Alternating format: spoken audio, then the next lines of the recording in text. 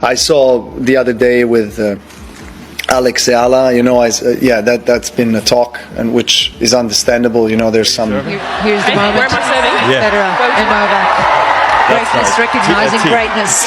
Yeah. Tell you what. Kids, Tara and Stefan, they're at home. So how do they support you from home? Do they get the permission to wake up in the middle of the night? No, absolutely not. Can you tell us about the match earlier? Seems very interesting.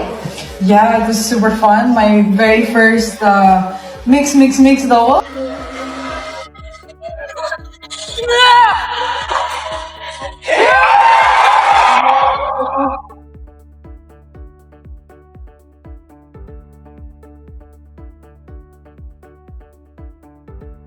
Novak Djokovic makes a shocking revelation. She's the largest we have ever seen. The Alex Australian Opens and the phenomena beautiful chaos shown. Welcome back to Cortiva Tennis, the sole location where not only do we watch the game, but we analyze the insanity, the splendor, and the secrets that lie behind the news. If I'm new here, so fasten your seatbelts because we're going to transport you on an exhilarating journey through the Melbourne Park's hallways, where mayhem meets glory, and a 20-year-old Filipino celebrity recently compelled the tennis world to totally revamp the set of rules. Have you ever thought that could success become a nightmare? Also, that notoriety could turn into a jail, which there is no way out of. What I am about to reveal at this moment isn't just an additional brief press release from an exhausted athlete going through the motions. A surgical dissection of a reality that is both horrifying and incredibly beautiful at the same time. The living legend of Novak Djokovic, the man who has actually witnessed tennis, everything that can be seen in this sport, just broke his silence to disclose what really takes place behind the glitzy curtain in Melbourne. And believe me, what he acknowledged, the chaotic logistics pertaining to the growing Filipino Alex Eala may have a lasting alter your perception of professional tennis eternally. Is there a threat to the Australian Open? Catastrophic breakdown of the organization that could jeopardize its standing as the Happy Slam? Or is this a complete beat-em? Just the unavoidable cost of greatness that everyone has to pay? And why in the world does Djokovic think that suffocating crowded, wait times of 4 hours, and fan invasions that crush stadiums are genuinely the world's greatest problems? We're delving deeply into the chaos, the ardor, and the alleged good issue that is trembling the entire the Melbourne Park foundations. There is more to the story than just forehands and backhands. It concerns the future of tennis as a sport and whether it can manage its own explosive worldwide growth. The entire circumstance began innocently enough. A journalist in the Melbourne Park's crowded press room questioned Novak about the atmosphere at this year's competition and how the Australian over the course of his amazing 10-year career. It seems harmless enough, correct? Just one more standard query for the Grand Slam winner 24 times. However, Novak's response caught everyone off guard. Room on a 20-year journey through time into the past, creating an image that stands in stark, nearly startling in contrast to the shiny corporate sponsor giant that we see today. Take a moment to visualize the scene with me. Shut your eyes and visualize a youthful, fresh-faced and ravenous Novak Djokovic from 2003 and 2005. The location is significantly more important than the date. And the circumstances. There were not any opulent glass mansions in the past. No, new recuperation pods that are packed with innovative technology. Not a single player lounges that appear to be part of a resort with 5 stars. Are you aware of where the tennis legends used to practice during the summer in Australia? Are you aware of where the sport's future titans were ready their body in combat with the harsh Melbourne heat? A gym. Additionally, not even a tennis facility designed just for that purpose. They were use a gym they had borrowed that was a member of the Collingwood Football Club. Take a moment to consider that. Djokovic recalls those times with a strange blend of cozy reminiscence and sincere dismay at the magnitude of change that has taken place. Imagine future Hall of Fame members and world champions. Farmers taking ice baths together and rusted weight apparatus in a building across the street leading to the tennis court. Avoiding Australian football, literally league athletes who were preparing for their own time of year. Novak even possessed a self-deprecating chuckle in front of the camera conference regarding the rivals' Confusion Collingwood and Essendon football teams, expressing regret to the Australian there were journalists present. That's how unprocessed and unglamorous it was in those days. That's how far away from the reality of today. From those modest, almost humorous Melbourne Park's humble beginnings burst into something completely else. Distinct. It changed from using a football gym that can only be characterized as a national tennis empire. These days, we witness cutting-edge indoor courts with the ideal weather control, recuperation spaces that resemble they should be in a science fiction film. Player dining establishments that compete 7-star accommodations in terms of both quality and presentation, as well as training facilities that embrace all potential benefits what contemporary sports science has to offer. Tennis not only was Australia holding a competition no longer. They were methodically constructing a dominion. The castle of tennis brilliance was created to draw in the world's top players and keep them returning year after year. However, this is the problem with empires. Every strong empire has its own the unavoidable influx of individuals desiring to participate in it.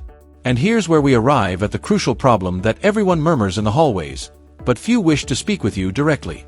The issue of overcrowding that has been creating pressure similar to that of a volcano for the last few years. Includes Melbourne. Has park gotten too crowded for its own good? Has the competition evolved into a demon of commerce that is slowly ingesting its own spirit? The grievances have been continuously increasing year after year. Fans are publicly complaining about the challenge of being well-known courts. The lines that crush everything, including goods and restrooms to easy ports of entry. The repressive heat and crowds that experience intolerable and nearly hazardous in their density. The joyful slam, as the Australian Open has been lovingly called for years, is beginning to experience many guests enjoy the cramped, either the survival slam or the slam. Competition. The allegations have been heard by officials. The frustrations have been covered by the media. Everyone is aware of the problem. Thus, what does Novak Djokovic, among the top reputable voices in tennis, must admit about this rising animosity? Nobody anticipated the response. The directness of it was startling. It was like a well-positioned dish, destroying the T-line so that no one might come back. He glanced at the reporter, straight into the eye, and uttered it icily, unambiguously, and with complete certainty. Although it is a difficulty, it is an excellent issue to have. Yes, you did hear that. Entirely correct. Djokovic is sincere, feels that crowded stadiums are overflowing, bodies pressed at the seams in walkways, shoulder to shoulder, and tickets that literally sell out. Milliseconds are not an emergency that requires repairing. The dream is them. They are just what the sport requires. He was totally changed the narrative on the whole story that had been developing in the press. He questioned each person in that room, and consequently, everyone who is observing worldwide, to envision the whole opposite situation for a brief period of time. Envision showing up at a Grand Slam and observing the expanse of empty stands before to you. Consider a lethal, unsettling quiet in which you can hear every ball, every shoe squeak, jump, each clumsy cough reverberating through enormous stadiums that are only partially occupied. That is the real terror that lingers. The way that Novak Djokovic sees tennis, not the lengthy queues, not the perspiration, not the turmoil within the organization. He explained it precisely when he stated, "I believe there are far greater issues than this one. Clearly, we'd like more attention, an increase of visitors, and wishing to see the tennis match in person." Man is functioning on a fully distinct degree of strategic thinking. He is a visionary who recognizes that emptiness and quiet stand for the slow any sport's demise. Overcrowding, as uncomfortable as it could be in the instant, denotes vitality, development, and a prosperous future, but the narrative didn't conclude with that insightful statement about prosperity and crowds. Oh no! Most contentious, electrically charged, the entire press conference came when the discussion turned to one particular name. A name that is presently generating earthquake waves throughout Southeast Asia and echoing to the right in the center of Melbourne Park. Name that has come to be associated with potential, portrayal, and the professional tennis is evolving.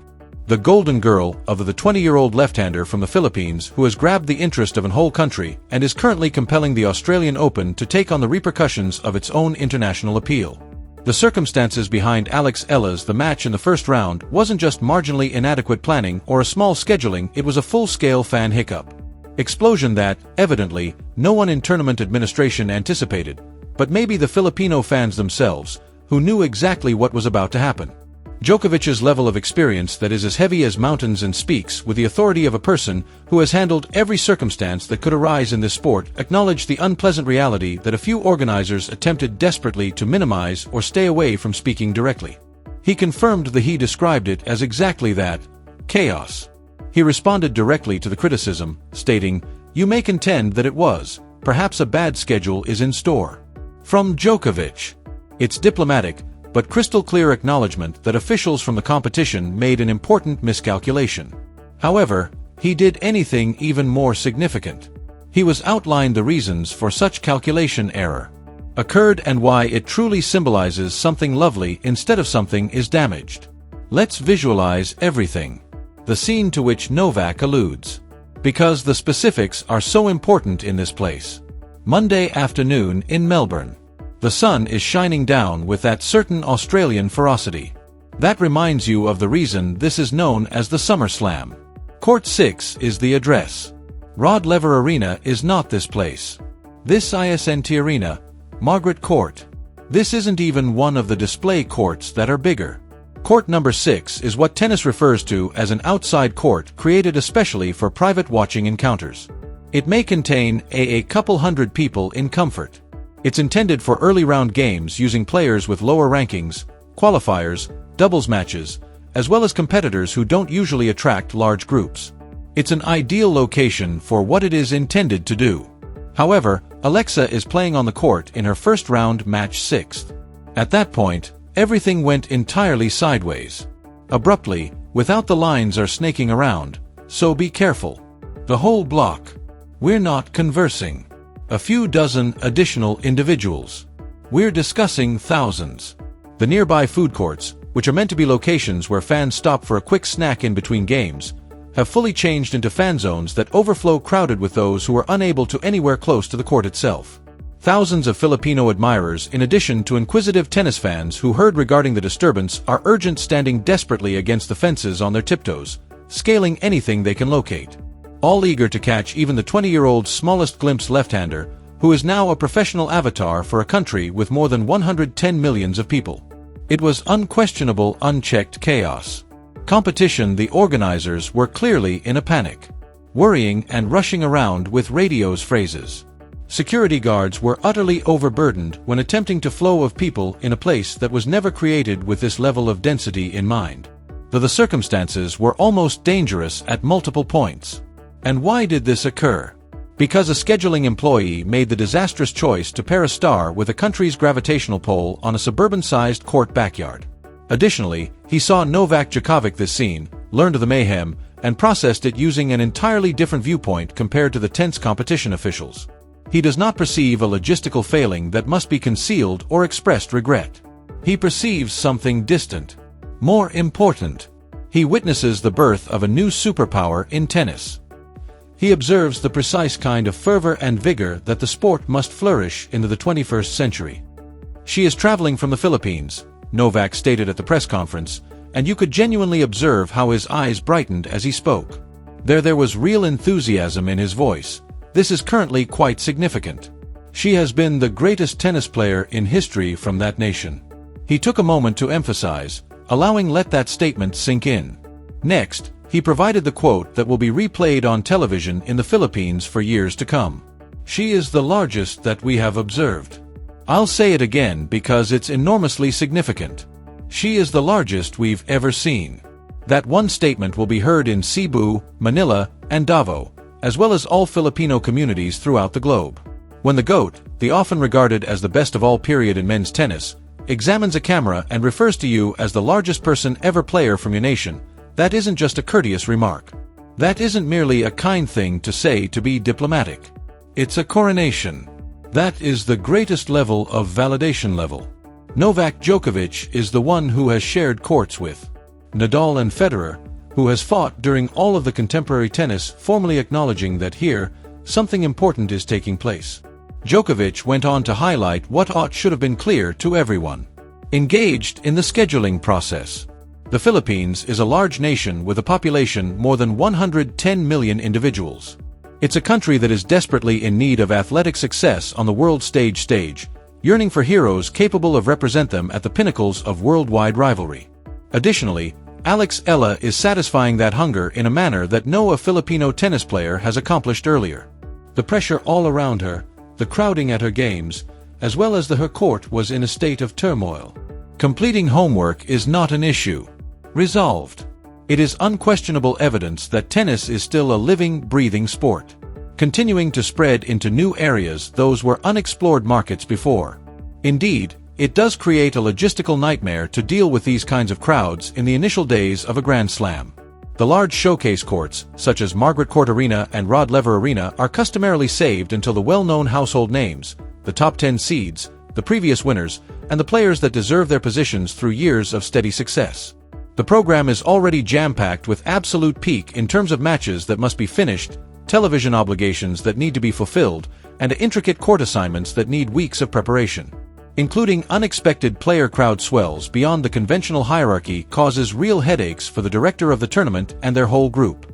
However, as Novak so beautifully notes out, just picture for a second that nobody came to see these games. What if Court 6 remained partially vacant as Alex Eala gave it her all? That would be the actual disaster. That would be the ace situation that ought to frighten everyone. Somebody is passionate about this sport. Additionally, this is the something that makes this circumstance even more intriguing. It's not only Alex. What we are currently seeing in Melbourne is the epitome of a revolution. The Open in Australia is quickly becoming into the competition of what I'm referring to the tennis diaspora. It's turning into the Grand Slam where before underrepresented countries are planting waving flags and announcing their arrival in the loudest manner feasible. Examine what transpired the day following the turmoil of ILA. Janice Jin's turn came to produce an earthquake of her own. Jin symbolizes Indonesia, another unquestionably vast country that is only a short flying from the coast of Australia. Over 270 people live in Indonesia. Million individuals, making it the fourth most populous nation on the planet. Additionally, they having been virtually absent from top tennis during the modern age. Janice Jin, who recently came to light from Pepperdine College Tennis California University, strolled onto a Melbourne court and went on to take as a Grand Slam finalist Canada's Leylah Fernandez, in a game that nobody anticipated. However, the outcome itself is nearly insignificant compared to the atmosphere that Tin produced. This was not a courteous Gentile tennis match with dispersed cheers. There was a soccer riot here. Moved into a tennis arena. The ANZ Arena's 3,000 seats were physically trembling and rocking. Red as well as there were white Indonesian flags everywhere. You glanced, desperately waving with each point. Possibility of let's go, Janice were fighting the group of Filipino-Canadian supporters of Leylah Fernandez, who personally stands for the new tennis's multicultural aspect. The sound level was utterly deafening.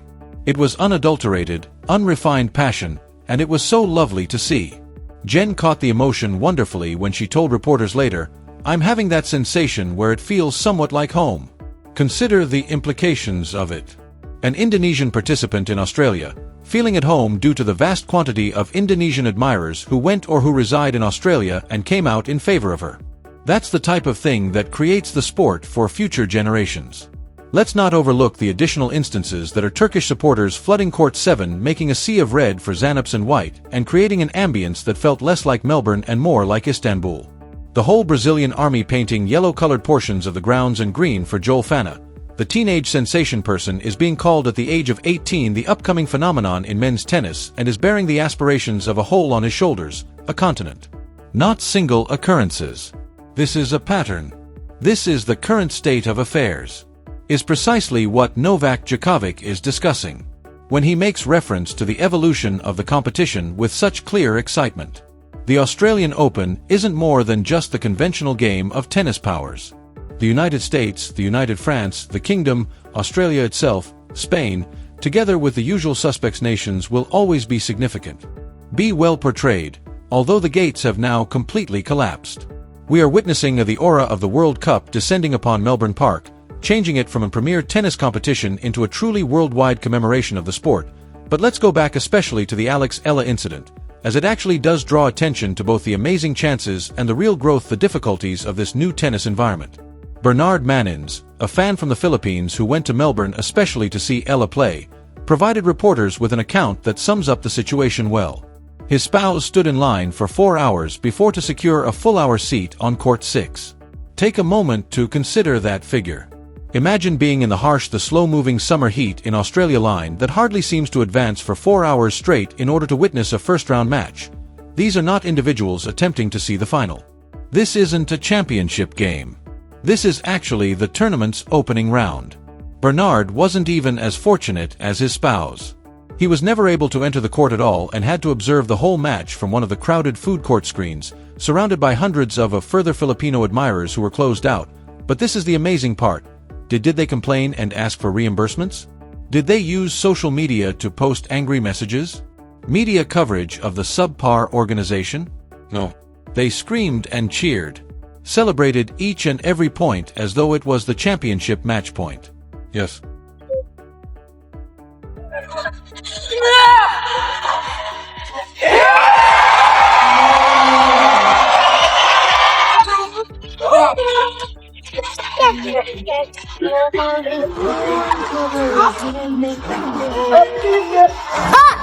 Kids, Tara and Stefan, they're at home. So how do they support you from home? Do they get the permission to wake up in the middle of the night? No, absolutely not. They're sleeping right now.